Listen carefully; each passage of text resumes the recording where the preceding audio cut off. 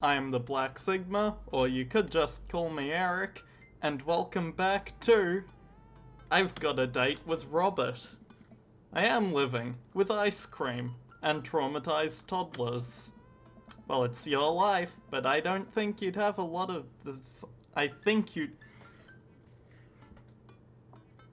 Less than a minute into the episode, and I'm already tripping over dialogue again. Ugh. Well, it's your life, but I think you'd have a lot of fun tonight. You are trying to get to know the neighbors better, aren't you? Fine. I type back a message to Robert asking him for details, and he tells me to meet him at Jim and Kim's. Well, don't wait up for me. I never do. I throw on a nice jacket and run out the door. It's only a short walk to Jim and Kim's, and it's a beautiful night. I walk into the bar and see the usual crowd of barflies drinking beer and watching sports. I spot Robert at the back of the bar and wave hi as I walk over. Hey man, how's it going? Hey buddy. Ahoy there, Skipper. Robert and Mary are here? Uh-oh. I brought Mary along. Figured we needed a drinking buddy. Aw man, I was excited to get to know Robert a little better. Now I have to deal with this weird married lady making passes at me. Don't look so scared, kiddo. We're just having a drink. Yeah, speaking of which, I think it's time for the first round. What are you having?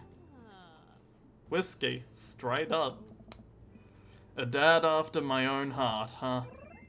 Robert orders 3 shots of whiskey and passes them between us. Well, this wasn't how I expected my night to be going. What are you talking about? I totally expected this. I even brought my cool shades to impress Robert. Here's to bad decisions and relaxed moral values, fellas. What have I gotten myself into? We all knock back the shots. I almost choke on the whiskey as it burns down my throat. Holy hell, that was a kick. I look over at Robert and Mary, who seem like old pros at this. Robert grabs his jacket and throws it on. Let's get marching. What? The night's young, Chief. Come on, we're bar hopping. Oh, alright. We leave the bar and start walking down the street.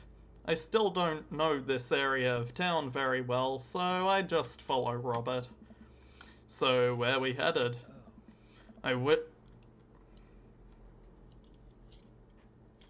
That's one hell of a pun to name a pub.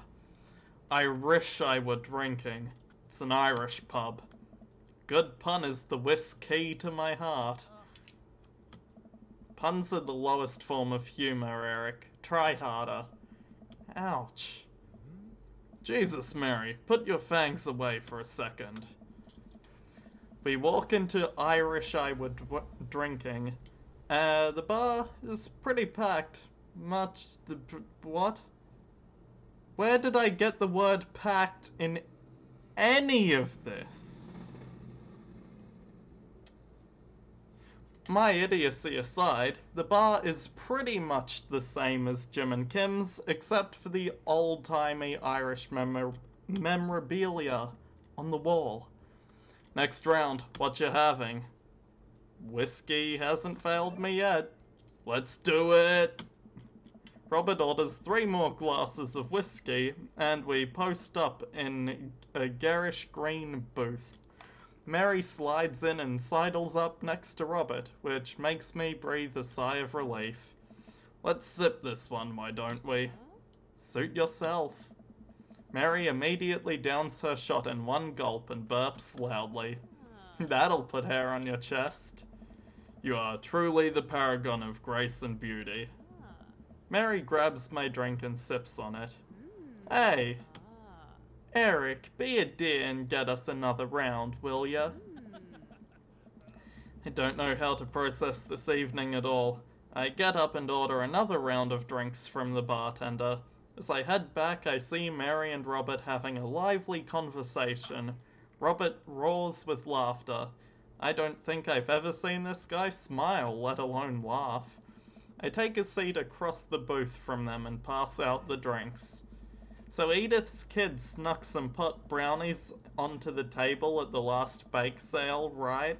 And I spot that little hemp sweatshirted gremlin in the act. So I go up to Edith with the baggie, and I'm about to tell her when all of a sudden she just freaks out at me.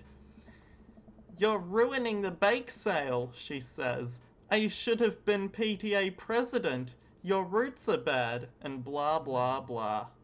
So what did you do?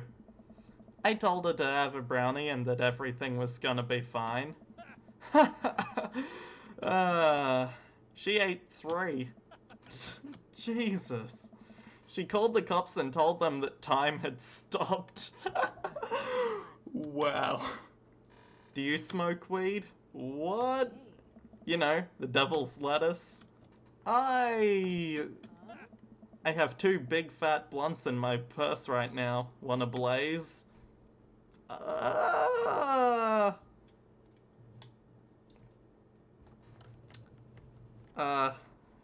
To give the simple response, to give an epic decline, or to make a joke and go along with it. As much as I feel like Rob would be with me if I went along with it, gotta be true to myself. Weed is illegal in Massachusetts. Then I am a super law-abiding citizen. I'm just kidding, cowboy. Lay off the kid, Mary. He might not be used to your brand of humor. Fine, fine. We sit around and sip our drinks. People watching and cracking jokes. After a little bit of time, I begin to warm up to Mary. Her jokes become much funnier and much less scary. But it seems like she's not going anywhere anytime soon. I just wanted some alone time with Robert. I wonder if I can get her to leave somehow. Joseph, not gonna work, probably. Funnily enough, she doesn't seem too into her husband. Eligible bachelors. Ask her to get the next round. Let's go bachelors. You know, I was hoping for a quiet evening with my friends. No drama, no unwarranted advances, just friendship. But no, you gotta call me out like that. Mary, No, it's fine. You trying to ditch me, pal? Oh.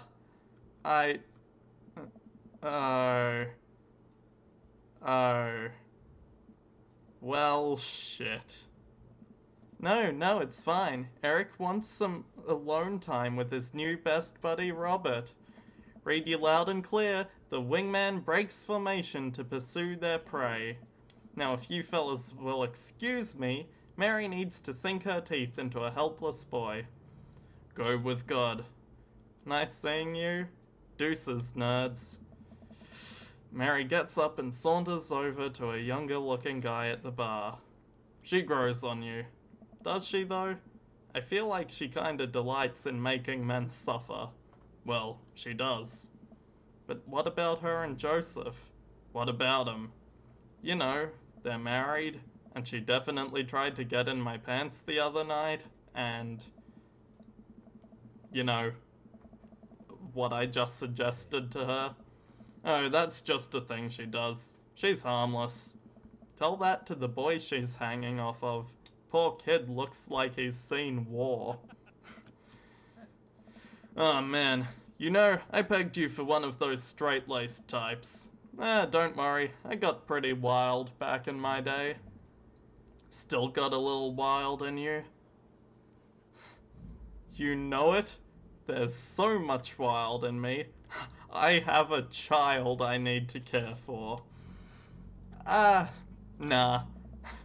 I get so wild, I've got a whole safari in here. Just really wild, all the time.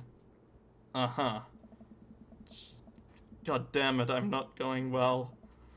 Think you can go shot for shot? It's only one way to look cool here. Let's do it. That's one. So how are things? I hate small talk. Okay. Too many people, and this isn't necessarily you, but too many people think that they have to fill the dead air with noise. Personally, I think they're afraid of the silence. Or they're afraid of what the other person is gonna think of the silence. If you want some unsolicited advice, just learn to be comfortable with the silence. Nothing wrong with two people sitting in silence and drinking whiskey. Oh, alright. Yep, cool. So, you ever kill a man? Excuse me? You know, watch the life drain from someone's eyes. It's not just their life, you know. It's their hopes and dreams draining away. Every memory they've ever had. Gone. No. Great, me neither. God damn it. I'm just messing with you. Relax. Or am I? Okay, more whiskey. God, this is hitting me. You betcha. Let's roll. Sorry, whiskey. Inside voices. Let's roll. Wait, what about Mary? Brother, Mary is gonna be just fine. Uh-huh. We make our way out of the bar and back onto the street. I'm trying my hardest not to stumble, but man, that sidewalk is just coming right at me. I hope Robert doesn't notice me tripping over my own feet like this. This is the first time I've been Where to? You'll see. I follow Robert through street lamp spotlights until we eventually arrive at a rundown strip mall. There's a beauty salon, a sex shop, a computer repair store that looks like it's been closed for 10 years, and finally, a liquor store. Wait here, I'll be right back. After a minute, Robert returns with 2 wine bottles in brown paper bags. He hands one to me. Cheers. Okay. White Zinfandel? What? Nothing. I just wasn't expecting. It is delicious, fruity, and refreshing. Don't judge me. Let's throw rocks at shit. What? Robert suddenly hurls a rock at a stop sign. The ding echoes throughout the entire empty parking lot. That felt good. He presses the stone into my free hand. Now you try. I don't know. With feeling. Oh yeah. I'm gonna do this. This one's for you, Pappy. I have unresolved resentment toward my father, and I'm gonna express it through property damage. Crap. Dude, run! I leap up and dart into the nearest alley, wine in hand. I can hear Robert's footsteps behind me. After I'm sure I'm far enough away from the cracked window that I am no longer culpable for this heinous crime, I stop to catch my breath. Maybe we strike rock throwing from the to-do list. Agreed. Suddenly my stomach growls. Oh man, I'm starving. Let's get pizza. Can't argue with that. Where's good around here? Actually, I don't even care if it's good. It just needs to be edible and in my mouth in the next 5 minutes. I know just the place. Right. Ta-da. Huh. Can I get 2 slices of Hawaiian pizza? Oh, wait, Eric, you're cool with pineapple on your pizza, right? Of course! We wait a minute for our pizza to come out of the oven. I'm practically drooling at the smell. The cashier hands us each a giant slice on a paper plate, so saturated with grease that I'm worried it'll fall apart. We take our pizzas outside and wander through the alleyways as we eat. I take a bite. It's absolutely delicious. Pineapple is truly the best pizza topping.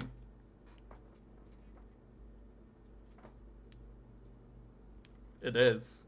Don't you dare start an argument in the comments about it. Don't you do it. I'm watching you. Don't do it. You said it. Man, I feel way better now.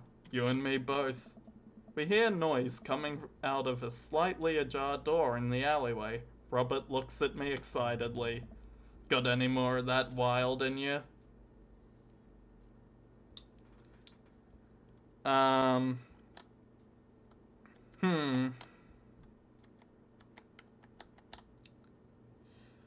Well, as much as I do want to take care of Amanda, so tired, but my dad's stamina is waning, but I'm game for more. It's completely dark except for some flickering light. We slowly creep forward, cautious not to be heard or seen. Shh! Don't shh me so loud. Shh! We come to the end of the hallway to find ourselves standing in front of a movie screen. Oh, this suddenly makes sense. Did we really just sneak into a movie theater like a couple of teenagers? No talking during the movie. We look into the audience and are surprised to find that it's almost completely empty, save for a row of a few teenagers in the front. They look annoyed when they notice us. Robert starts making his way to the very back of the theater and I follow him. We settle in with our wines and try to make sense of this movie. It's a romantic comedy, I think? A young man is frantically trying to get through New York to find a woman that he's finally realized he's in love with. Kiss already! There's nobody to kiss yet. You want him to kiss the taxi driver? Hell yeah. The kids down the way notice us heckling. One of them speaks up. Hey man, keep it down. Oh damn, that's Ernest, Hugo's kid. Ernest! Hey Ernest! I know you! It's me, your neighbor! Hi! He kiss anyone yet? Turns out that yes, he did kiss someone. He made his way out to a tiny island near New York to profess his love for a woman who for some reason he knew would be there. She tells him that they hit the jackpot. He says that they had, but I think there was some subtext I'm missing here. Boo! Love is dead. Shut up! It's beautiful! No, you shut up. Great.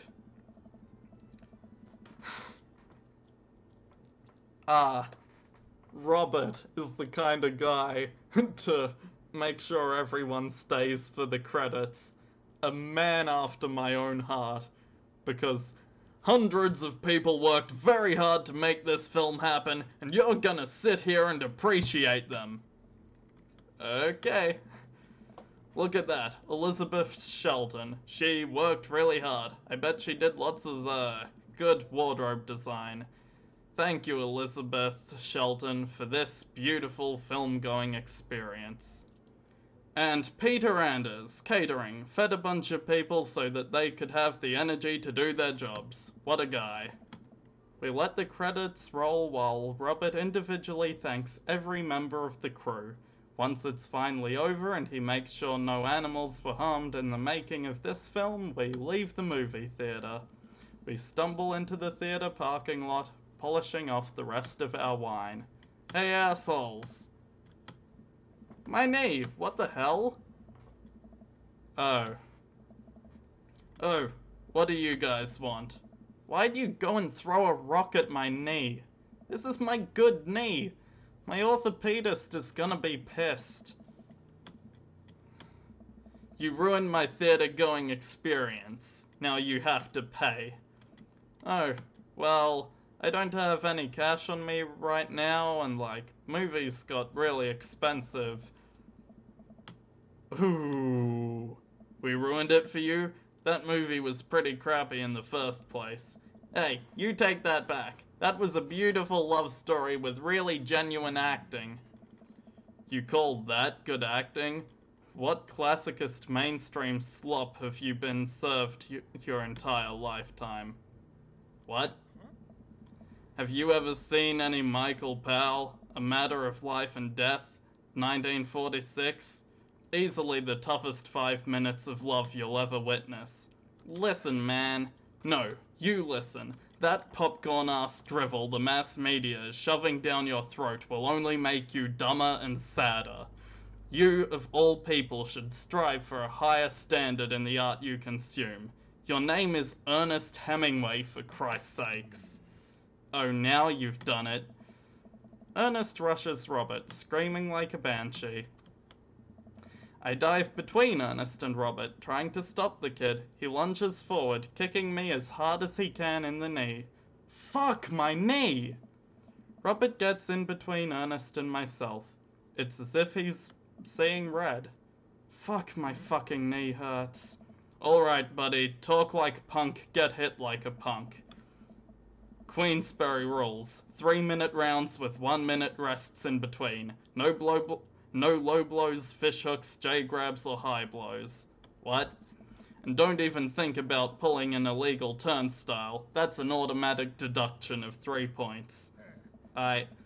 You'll have to designate a second if you're unable to fulfill your role as a main duelist. One of your friends over there looks like he has enough youthful vivacity to handle it. Hey man, I don't want to get dragged into this. That movie sucked. It's too late. You two are bloodbound. If he dies, you die. Sorry, I don't make the rules. Talk to Queensberry. We're just gonna go. The Queensberry Association will hear about this and consume better content. Were you actually about to fight that kid? Are you kidding me? I would never hit a child. That would be despicable. You throw the rules at them though, they always bolt. Nobody wants a Queensberry sanctioned throwdown. But full disclosure, I made half of that up. Wow. See, you don't even have to know the rules, you just make them up. Come on, let's get out of here. Robert and I cool down a bit as we walk back to the neighborhood. I'm so sorry, I get really into the art of filmmaking when I drink. It's okay, I think it's cool how much you like movies. To be honest, I don't know a lot about them myself. Buddy, I got so much to show you. You ever see any Sam Fuller? I haven't. Fuller is cash. Thanks for defending my honor. It's a little strange when you say it that way, but sure, why not? That was an interesting night. I liked it. Let's hang again soon, yeah? Yeah. Ooh, drunk. Night, bud. And just like that, date complete. It wasn't that great. But, you know what? It's an A. It's good enough. So I'll see all of you in the next episode. Bye.